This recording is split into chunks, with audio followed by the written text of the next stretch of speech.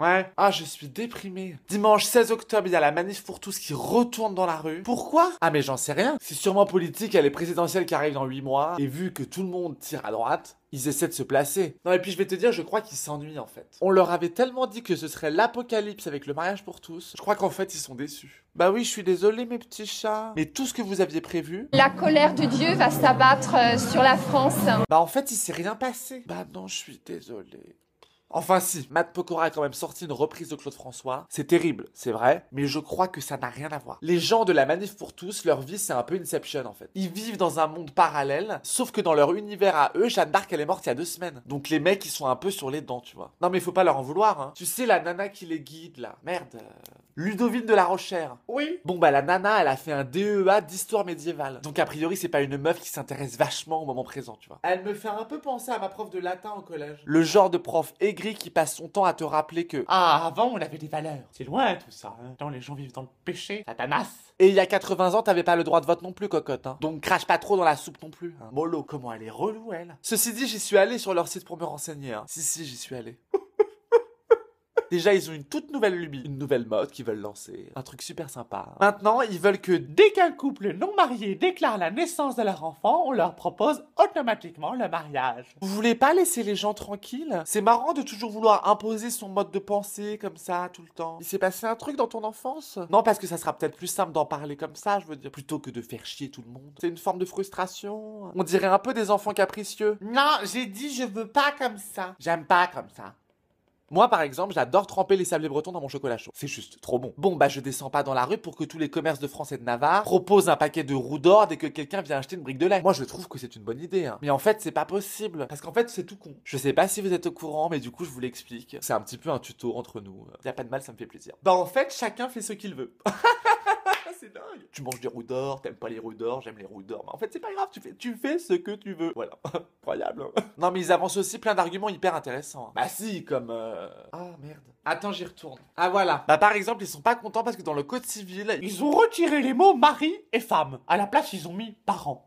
Ça va. Du coup, ils sont un peu chamboulés. Ceci dit, moi, je dois vous avouer que dès que je relis le code civil, c'est un petit peu mon péché mignon.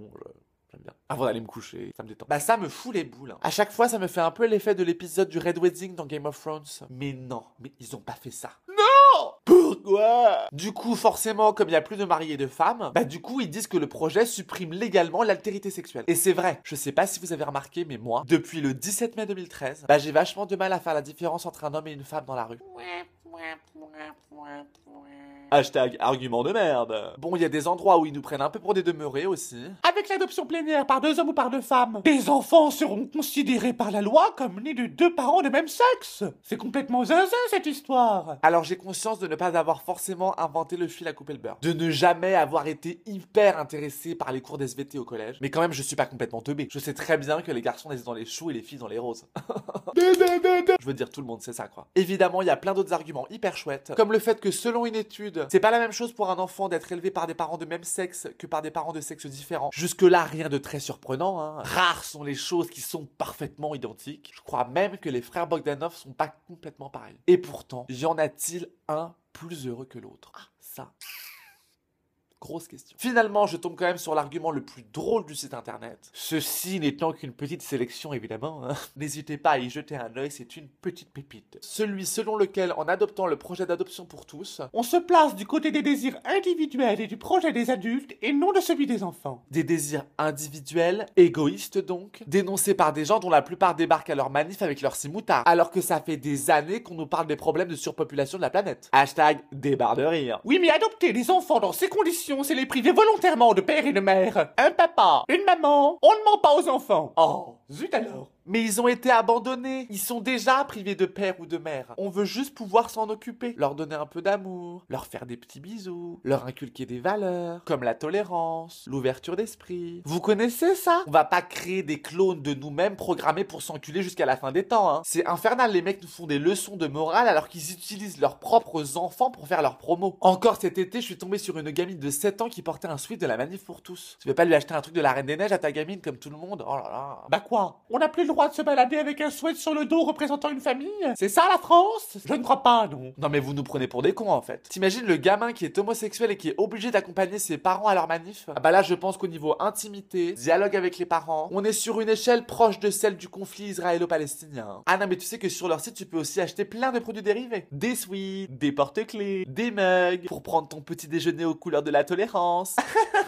Et pour tous ces petits articles, deux couleurs, du rose et du bleu.